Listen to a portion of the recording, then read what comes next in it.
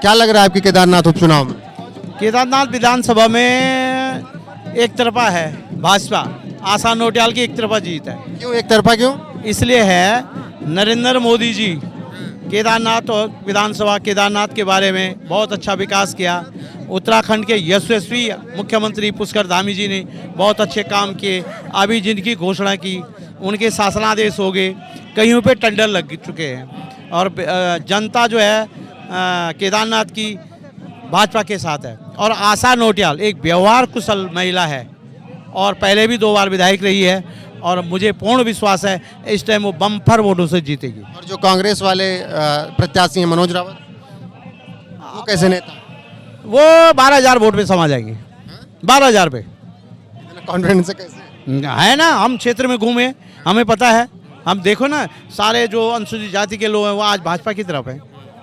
उन्हें पता है कि भाजपा ही ये उत्तराखंड राज्य भाजपा ने बनाया, इसका विकास भी भाजपा करेगी। लेकिन राहुल गांधी तो कहते हैं कि बीजेपी जातियों में बांट रही है। राहुल गांधी की बात कहाँ सुनते हैं? वो कभी कोई बात सही बोला है? उसका तो मैं कह रहा हूँ मेमोरी खत्म है। उसको तो राजनीति से संन्यास लेना चाहिए। कैसे, क्या लगता है आपको, कैसे मेमोरी खत्म? है नहीं ना, यहाँ कुछ बोलना वहाँ कुछ बोलना, है कि नहीं? बयान तो वो बहुत देते रहते हैं। बयान दे के क्या करना है? बयान है कुछ नहीं। कहते हैं कि मोदी जी देश बेच दे रहे हैं। हैं? कहते हैं मोदी जी देश बेच दे रहे हैं अडानी और अंबानी को। वो उन्होंने किया वो काम, वो इसीलिए दूसरे के लिए ऐसे बोल रहे हैं। वो काम उन्होंने किया है, आज वो जो है मोदी जी के लिए ऐसे बोल रहे हैं। जबकि मोदी जी तो जो है क्या है, उनका आगे नहीं पीछे नहीं, पूरी जनता, पूरा उनका परिवार है। हमारे भारतवर्ष की सारी जनता उनका परिवार है। अच्छा, राहुल जी ये भी तो कहते हैं कि जातियों की जनगणना हो जाए तो ज़्यादा ठीक रहे। कौन कहता है? राहुल गांधी। फिर आप बोल रहे हैं, वही तो जातियों में बांटते हैं। अनुसूचित जाति को, मुसलमान को, ईसाइयों को, सबको उन्होंने बांटा है। भारतीय जनता पार्टी सबको एक समान से देखती है, सबका विकास। अच्छा, तो भारतीय जनता पार्टी ये भी कह रही है कि हिंदुओं को एक रहना चाहिए, हिंदुओं को एक रहना चाहिए। ठीक है, एक रहोगे तो नहीं एक रहोगे। वो जो इस भारत का नागरिक होगा उसको सबको एक रहना है। अच्छा, राज्य की क्या क्या समस्याएं अभी भी आप लोगों को दिखती हैं, बताइएगा। राज्य की समस्याएं हमारे युवा मुख्यमंत्री जी सब हल कर रहे हैं। जैसे आपका जो है नकल विरोधी कानून लाए हैं और अभी जो है नौकरियां देखिए, कम से कम 20-30 हज़ार लोग युवा नौकरी लग चुके हैं। आज तक जैसे होता था वो ऐसा कुछ है नहीं। यूसीसी भी, हाँ यूसीसी को लेके क्या कहेंगे? ना, ठीक है, यूसीसी भी एक प्रदेश एक कानून होना चाहिए। एक प्रदेश एक कानून, पूरा एक देश में होना चाहिए, प्रदेश में नहीं, पूरे देश में होना चाहिए, है ना। ये बताइएगा, जब कांग्रेस सत्ता में थी तब विकास नहीं हुआ था राज्य का? कहाँ हुआ? मनोज रावत जी 5 साल 2017 से 22 तक विधायक रहे। उन्होंने कितनी सड़कें बनाए? उनका एक खाली मुद्दा था कि मैं विपक्ष में हूँ। कोई भी सड़क काम नहीं कराया उन्होंने। विधायक निधि का पैसा भी उन्होंने जब आया वो लास्ट में बड़े बड़े पतीले लाए, खुद लाए, है कि नहीं? वो जनता को बांटे, आज वो फूट गए, वो छेद हो गया उनमें। अच्छा, क्या कहते थे कि हम विपक्ष के इसलिए निधि नहीं मिल रही? हाँ, वो ऐसे ही बोलते थे, ऐसा जबकि कुछ नहीं है।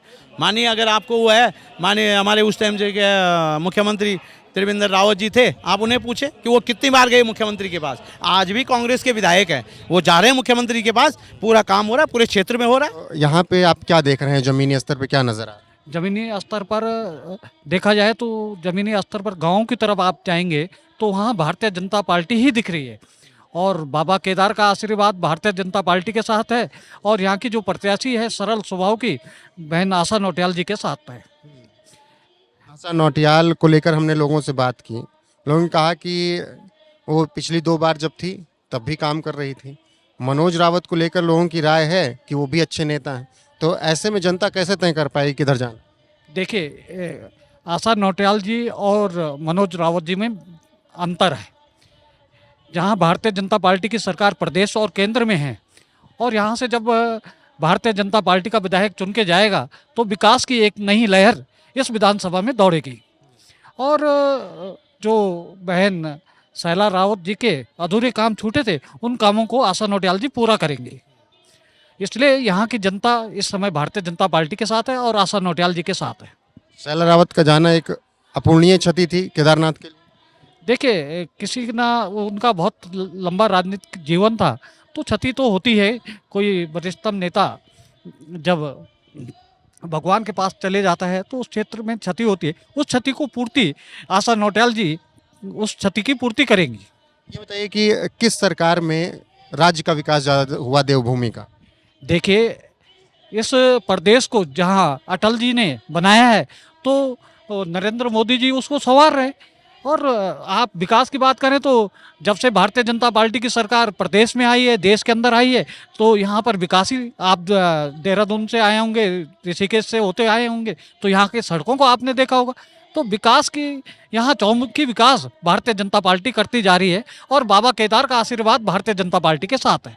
कांग्रेस राज में क्यों विकास नहीं हो पाया केदारनाथ का और उत्तराखंड का? देखिए कांग्रेस का जो राज रहा वो छल कपट का राज रहा और यहाँ के जो नेतागण कांग्रेस के रहे उनका ध्यान विकास की ओर नहीं रहा, अपनी पार्टी को बढ़ाने की ओर रहा। आज बात हो रही है कि राहुल गांधी कह रहे हैं कि बीजेपी विकास नहीं कर रही है, भ्रष्टाचार कर रही है, देश को बेच रही है अडानी और अंबानी के हाथ में। उस पर आप क्या कहेंगे? देखिए राहुल गांधी जी क्या कहते हैं, उनकी पार्टी का मत क्या है, उनका मत क्या है, उस ओर मैं नहीं जानना चाहूँगा। लेकिन इतना मैं कह सकता हूँ कि भारतीय जनता पार्टी की जब से सरकार आई है तो देश के अंदर ही नहीं विश्व के अंदर भारत का नाम आगे बढ़ा है। और भारतीय जनता पार्टी के जो नेता हैं नरेंद्र मोदी जी, उन्होंने पूरे देश का सम्मान विश्व के अंदर बढ़ाया है। बस एक सवाल और, कुछ ऐसे काम जो कि धामी सरकार में हुए गिना दीजिए, दो चार काम।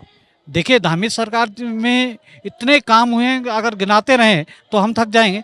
यहाँ आप गांव की ओर जाएंगे तो गांव की सड़कों को आप देखेंगे, इतनी अच्छी सड़कें उन्होंने बनाई हैं। शिक्षा के क्षेत्र में यहाँ अच्छा काम हुआ है। और अब तो जैसा केंद्र की सरकार ने कहा है और धामी जी कह रहे हैं कि हर जिले में मेडिकल कॉलेज बनने जा रहे हैं, तो हम शिक्षा, सड़क, स्वास्थ्य तीनों ओर आगे बढ़ते जा रहे हैं, जिससे उत्तराखंड के लोग जहाँ लोग कहते थे कि पलायन हो रहा है, वो पलायन रुकेगा। और धामी की सरकार बहुत अच्छा काम यहाँ पर कर रही है। आपने एक बहुत अच्छा मुद्दा बताया, पलायन। पिछले की सरकारों में खूब पलायन होता था जब कांग्रेस थी। बिल्कुल 70 साल तक कांग्रेस की सरकार रही है, कितना पलायन हुआ है। और जब से हमारी सरकारें आई है, यहाँ होम स्टे के नाम से लोगों ने कारोबार चालू किया है, लोग गांव की तरफ आने लगे हैं और लोगों का मन अब फिर पहाड़ों की ओर बसने लगा है। पहले क्यों ऐसा नहीं था? देखिए पहले एक सरकारों की नीति क्या रही होगी, क्यों उन्होंने नहीं बनाया हो, लेकिन धामी जी जब से आए हैं तो उन्होंने यहाँ होम स्टे जो और लोकल फॉर वोकल का जो माननीय मोदी जी का नारा है, वो नारा सार्थक होता जा रहा है और लोग अपनी खेती बाड़ी की ओर भी ध्यान दे रहे हैं, होम स्टे की ओर ध्यान दे रहे हैं। तो ये हमारी सरकार की बहुत बड़ी पहल है।